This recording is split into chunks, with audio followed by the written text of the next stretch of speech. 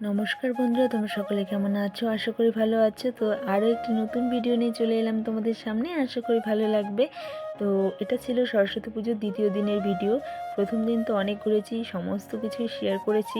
প্রথম দিন একটু মনটা খারাপ হলো, দ্বিতীয় দিন সব কিছু ঠিকঠাক হয়ে এই যে বর আমাদের ঘুরতে নিয়ে যাচ্ছে। তো কালকে বেশি একটা ঘুরিনি, তাই ও ভেবেছে যে আজকে একটু বাইরে কোথায় ঘুরতে নিয়ে যাবে। সেটা আগের থেকে জানতাম না। আর এই যে দেখছো মায়ের মন্দির, এই মা কিন্তু খুবই জাগ্রত। আমার সমস্ত বিপদের দিনে মা কিন্তু আমার পাশে ছিলেন, তাই আমি এই মাকে খুবই মানি, সবসময় স্মরণ করি। আর আমার মেয়ে ট্রেন দেখে তো প্রচণ্ড খুশি। দেখো, কথা বলতে বলতে চলে এসেছি আমরা ফুলবাড়িতে। ফুলবাড়িতে এই যে ঘরটা দেখছো, এটা হচ্ছে এখান থেকেই কিন্তু সমস্ত শিলিগুড়ির পানীয় জলটা এখান থেকেই সরবরাহ হয়। এখানে ফিল্টার হয়, তারপরে সাপ্লাই দেয় এখান থেকে টাইম কলের। তো যাই হোক, আমি সেটা জানি। তো তারপর এই যে এটা ছিল একটা পার্ক, অনেকেই চেনো, এটা হচ্ছে ড্রিমল্যান্ড পার্ক। তো এটার নাম আগে ছিল বেসিল পার্ক। তখন কিন্তু আমার বিয়ে হয়নি, তখন আমি খুবই আসতাম, আমি আমার বর দুজনেই। তো যাই হোক, এটা চেঞ্জ হয়েছে ড্রিমল্যান্ড।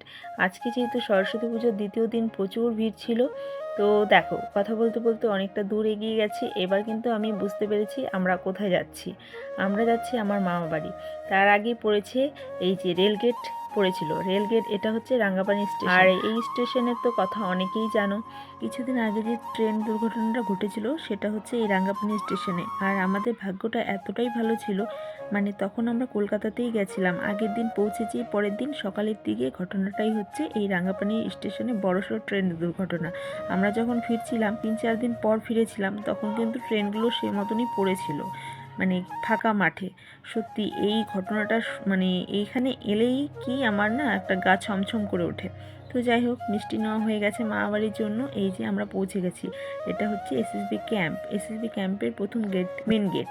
তো মেন গেটের সামনেই আমার মামা বাড়ি। তো মামা বাড়িতে এসেছি।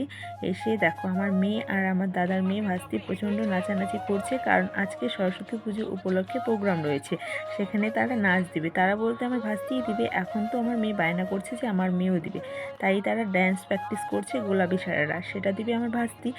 আর আমার মেয়ে পরে ফট করে চেঞ্জ হয়ে গেছে যে মা, আমি এটা ড্যান্স দিব না, কারণ মিষ্টি বুড়ি দিবে, সে কারণে আমি দিব না। মিষ্টি বুড়ি বলতে আমার ভাস্তির নাম মিষ্টি।